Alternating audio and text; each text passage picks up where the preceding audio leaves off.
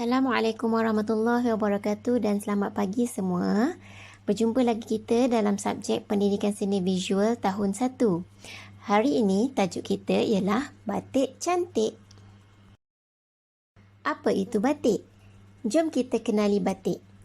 Kamu boleh merujuk buku teks Pendidikan Kesenian tahun 1, muka surat 28 dan 29.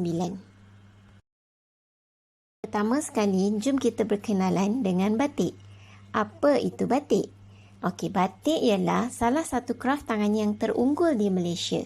Ia merupakan sejenis kain yang dihasilkan melalui proses menerap lilin cair dan mencelup warna.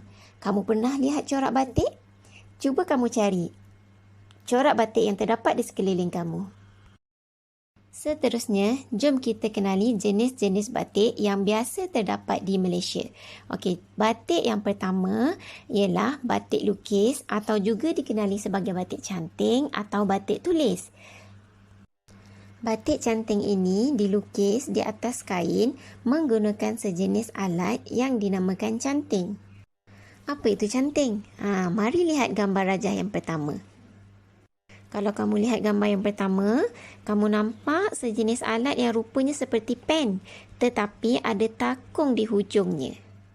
Dalam takung tersebut, terdapat lilin yang telah dicairkan, lilin yang panas yang kita gunakan untuk melukis di atas kain.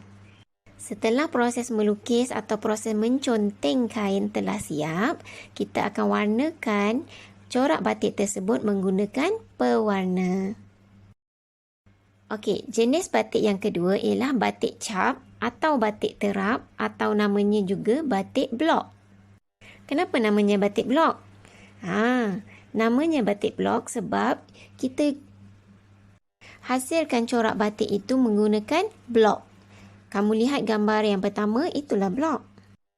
Blok-blok digunakan untuk menghasilkan corak dan mewarna kain.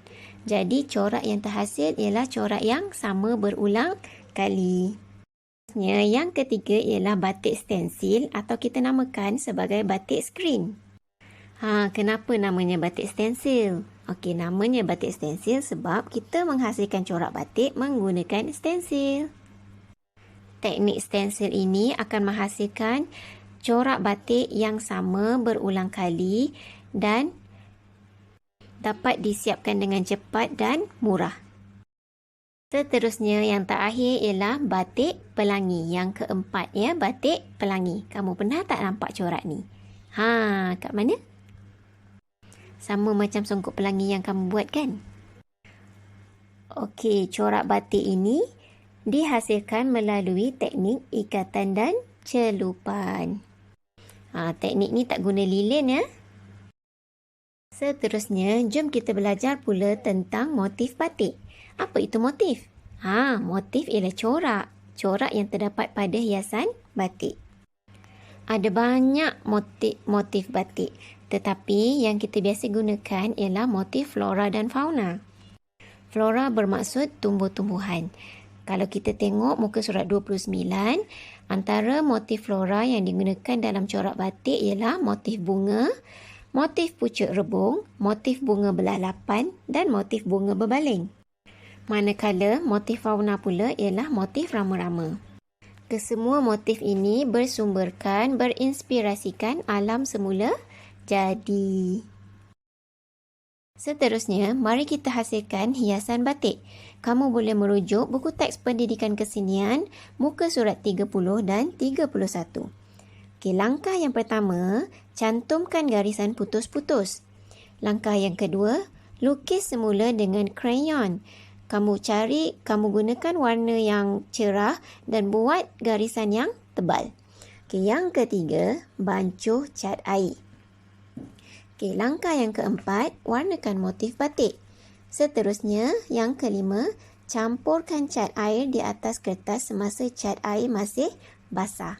Jangan tunggu dia kering. Okey, langkah yang terakhir, buat kemasan. Untuk menghasilkan hiasan batik, kamu boleh cetak gambar batik yang akan saya berikan sebentar lagi atau lukis corak batik ini pada kertas lukisan.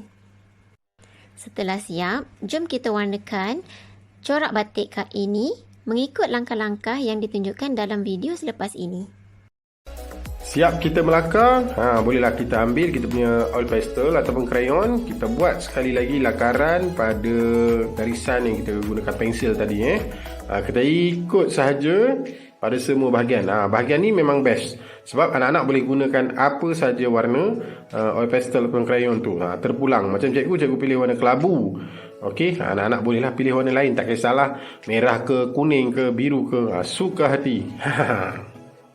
Okey, selepas tu cikgu ambil satu lagi warna light orange lah, lebih kurang macam tu, untuk menampakkan kesan kontra lah dengan warna kelabu tadi. Kalau semua kelabu pun tak menarik juga kan. Sebab tu cikgu kata pilihlah warna apa yang anak suka. Kita nak karya kita biar berwarna-warni, berseri-seri.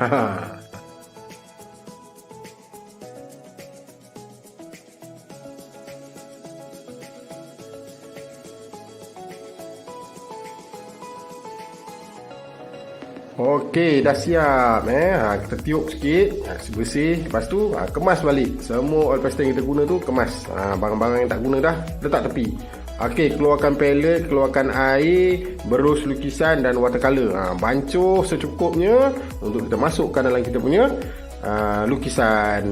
Okey, tengok proses bagaimana cikgu memasukkan warna. Okey, suka cikgu nyatakan di sini kenapa kita gunakan oil pastel atau krayon. Sebab oil pastel dan krayon ni dibuat daripada lilin. Lilin ni tujuannya untuk menghalang warna daripada bercampur. Itu sebablah kadang-kadang teknik ni dipanggil teknik resist.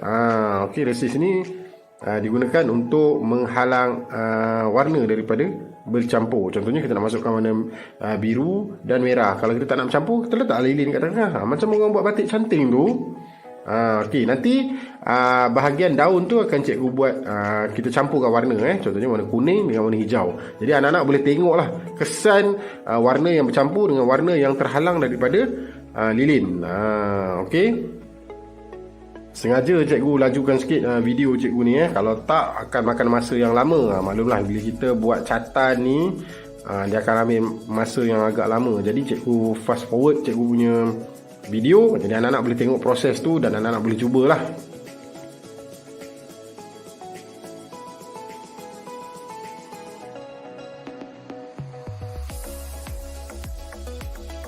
Okey, pada bahagian daun ni sengaja cikgu masukkan warna kuning dulu sedikit sebab selepas ni cikgu nak masukkan warna hijau. Jadi anak-anak boleh tengok bagaimana warna itu bercampur. Tadi lupa nak bancuh warna hijau. Jadi cikgu masuk warna hijau dalam palette, baru kita letak air, bancuhlah sikit. Biasalah ni, kadang-kadang kita buat kerja ni kadang-kadang lupa, kadang-kadang ingat. Okey, kita bancuh warna hijau, kemudian kita masukkan, kita campurkan dengan warna kuning tu. Bagaimana kita nak campur? Senang je. Letak warna dulu. Lepas tu bila nampak warna tu macam tak ngam, kita letak air dekat tengah-tengah. Jadi kita basahkan berus kita tu. Kita letak air yang bersih je. Kita campurkan di tengah-tengah antara dua warna tadi, kuning dan hijau. Letak air di tengah-tengah, automatik nampak smooth saja. Langkah seterusnya kita masukkan warna biru pula. Kita bancuh dua warna biru, satu biru gelap, satu biru yang lebih cerah. Kita masukkan warna biru yang cerah dulu. Kita ikut seperti mana yang ada dalam buku teks.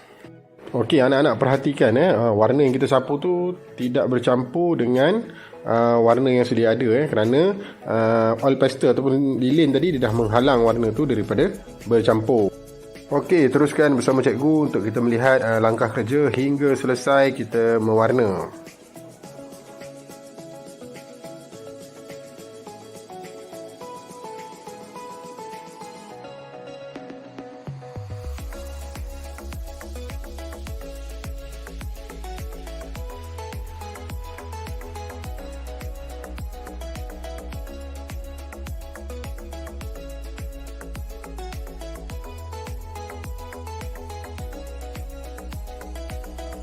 Pada bahagian ni cikgu akan campurkan warna yang biru cerah ni dengan biru yang lebih gelap. Okey, kita letak sedikit di hujung tu biru cerah. Kemudian bahagian atas tu nanti kita letak warna biru yang lebih gelap. Jadi kita tengok bagaimana warna tu bercampur. Seperti juga teknik yang sama seperti juga warna kuning dan hijau tu. Kita letak air di tengah-tengah. Letak air bersih maksudnya, jangan campur dengan apa-apa warna lah. Letak air kosong sahaja.